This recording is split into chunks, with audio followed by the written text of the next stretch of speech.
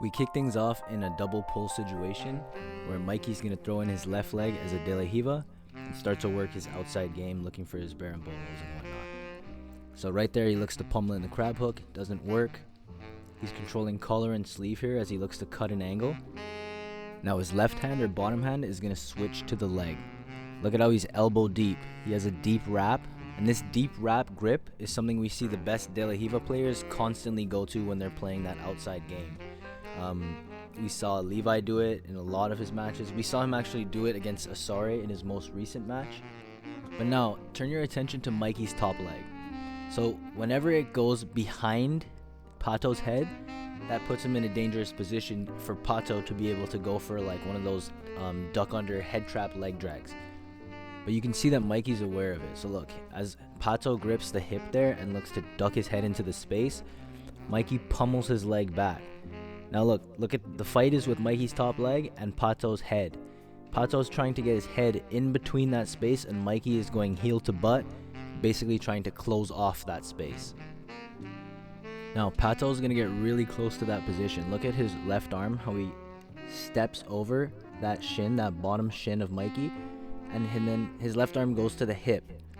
So right here, he would be in a perfect position. He'd be in that head trap leg drag if he was able to get his head into the space between Mikey's heel and his butt, but he's not. So he's not able to achieve that position. And he kind of just jumps around to try to reset the angle because Mikey's very far in that outside game. So now we're back to kind of square one.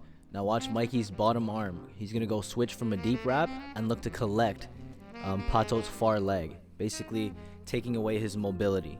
This is another thing that's very common with the best de la Riva players, is they'll switch from that deep wrap and then they'll look to start to collect that far leg to take away their opponent's mobility.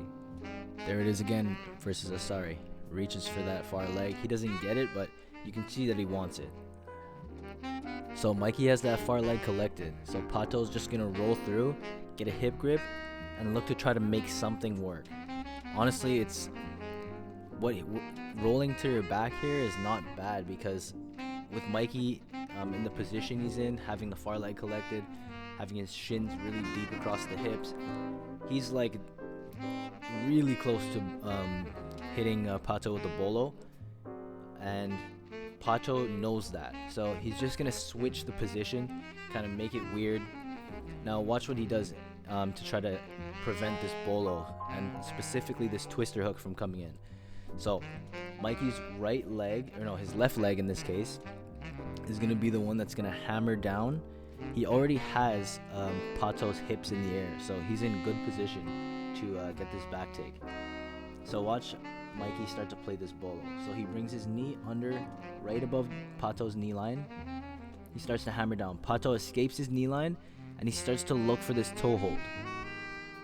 The important thing about controlling that specific leg of Mikey is that Mikey can no longer throw in his twister hook. So look at Mikey's left leg here. He's trying to hammer down, keep Pato's hips in the air so he can continue to look for the back.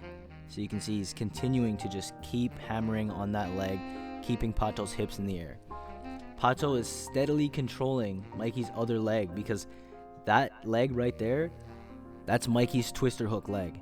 And basically preventing that twister hook from coming in is a very powerful option. A lot of people do it. I like to call it the twister stopper.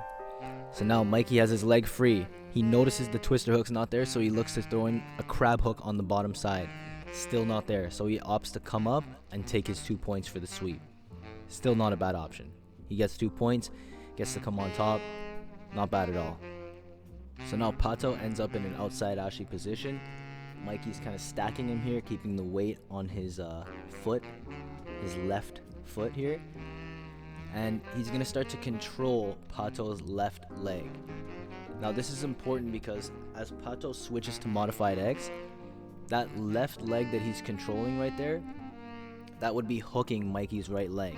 And that would be one of the big mechanisms for him to get his sweep. So as long as Mikey controls that left leg, there is no modified X sweep for Pato. So again, just take a look how, let's say Pato's in modified X. What hook is he missing? He's missing the hook on Mikey's far leg. That's because Mikey is grabbing that foot. He's not allowing it to move. But now watch. Mikey's gonna get up and he's gonna let go of that foot. And then exactly what I said is gonna happen. Pato's gonna throw that hook in on Mikey's far leg, complete his modified X sweep, and come up and get the sweep, 2 points. Beautiful work. If Mikey wanted to prevent that sweep, he would have had to just continue holding that leg. I said that like I had more to say, but yeah, he would just have to continue holding that leg. Now, this is where Mikey starts to bite on his footlock. The angle's bad, the refs are in the way, so I can't really tell what's happening at all. It looks like, yeah, I don't know. It's hard to say. It looks like he's in butterfly ashi. That's his favorite footlock position, and that's typically where you see people going belly down, is from butterfly ashi. So it looks like he goes butterfly ashi. Pato tries to roll over, ends up belly down. Mikey hips into the footlock, taps him. I could be completely wrong about that footlock. I really have no idea how that took place because of the angle. But yeah, this is just a really cool sequence, starting with Mikey and all that De La Riva interplay, going to the bolo stuff, the head trap leg drags, the modified X stuff. Just really cool sequence all around. And I hope you guys enjoyed this. I hope you got something out of it. I always learn myself when I'm doing these videos. It helps me a lot. So I hope you guys got something out of it, even if that's just enjoyment. And I'll see you for the next one.